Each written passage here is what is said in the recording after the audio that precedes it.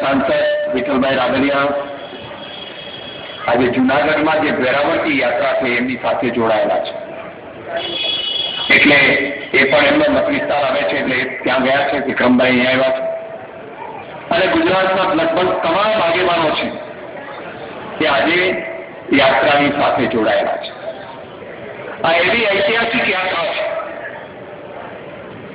કે જે ગુજરાતમાં 6000 કિલોમીટરનો પ્રવાસ કરી 160 જેટલી વિધાનસભામાંથી પસાર થઈ અને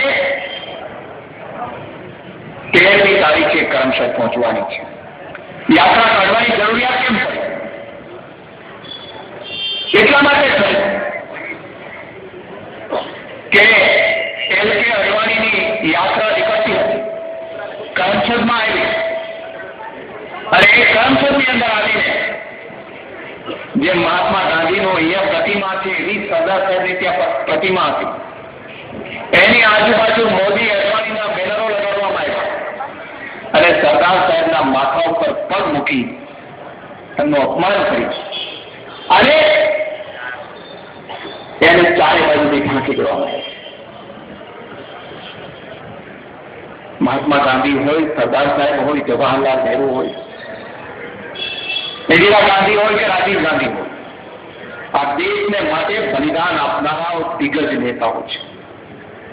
એનો અપમાનનો કોઈ દિવસ ગુજરાત કે દેશની પ્રજા ચલાવી લે અને ભારતીય જનતા પાર્ટીએ એક વખત નહીં અનેક વખત સરદાર સાહેબનું અપમાન કરેલું છે. એના મૂલ્યોથી વિપરીત નીતિઓ અપનાવી અને સરદાર સાહેબનો ફોટો અપનાવી અને રાજનીતિ કરી છે. સરદાર સાહેબ તો જે જગ્યા હું બેઠો છું ગુજરાત પ્રદેશ કોંગ્રેસ સમિતિના પ્રમુખ તરીકે, એ જગ્યાઓ પર 1921 થી શરૂ કરી અને 22 વર્ષ સુધી ગુજરાત પ્રદેશ કોંગ્રેસ સમિતિના અધ્યક્ષ રહ્યા. 3 વખત અખિલ ભારતીય કોંગ્રેસ સમિતિના અધ્યક્ષ રહ્યા. કોંગ્રેસ પક્ષે એમને નાયબ વડાપ્રધાન બનાવ્યા. મહાત્મા ગાંધી હોય કે સરદાર પટેલ હોય, એ કોંગ્રેસના દિગ્ગજ નેતાઓ અને રાષ્ટ્રના દિગ્ગજ નેતાઓ છે. ભારતીય જનતા પાર્ટી પાસે એની ટોલે આવે હોય એક પણ આગેવાની, કારણ કે ભારતીય જનતા પાર્ટીના જેટલા વડવાઓ હતા 47 પહેલા, એ તમામ અંગ્રેજોના શીખવું હતા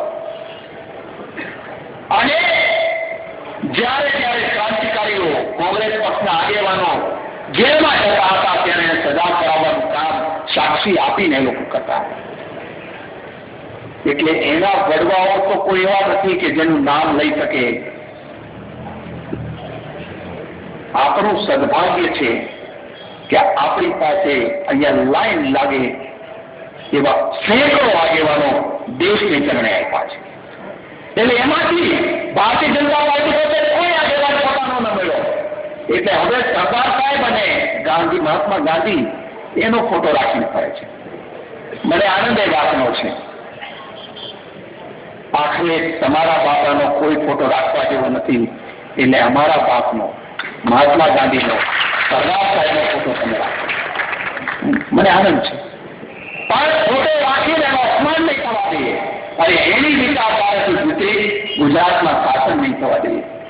આ સંકલ્પ સાથે અમે બહાર નીકળ્યા છે. આજે સરદાર સંદેશ યાત્રા નીકળી રહી છે ત્યારે થોડી ગુજરાતની વાત કરવી છે. એટલા માટે કે ગુજરાતની અંદર જે રીતે શાસન ચાલે છે એમાં પ્રજાનું શોષણ થઈ રહ્યું છે, સંપૂર્ણપણે શોષણ થઈ રહ્યું છે. 17 વર્ષથી ભારતીય જનતા પાર્ટી શાસનમાં છે.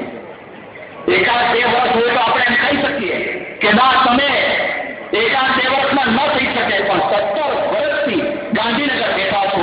એમાં એક કામ તો એવું બતાવો કે જે ગુજરાતની રાજ્યની જનતા એમ કહે કે ના, આ કામ તમે અમારા લોકો માટે કર્યું.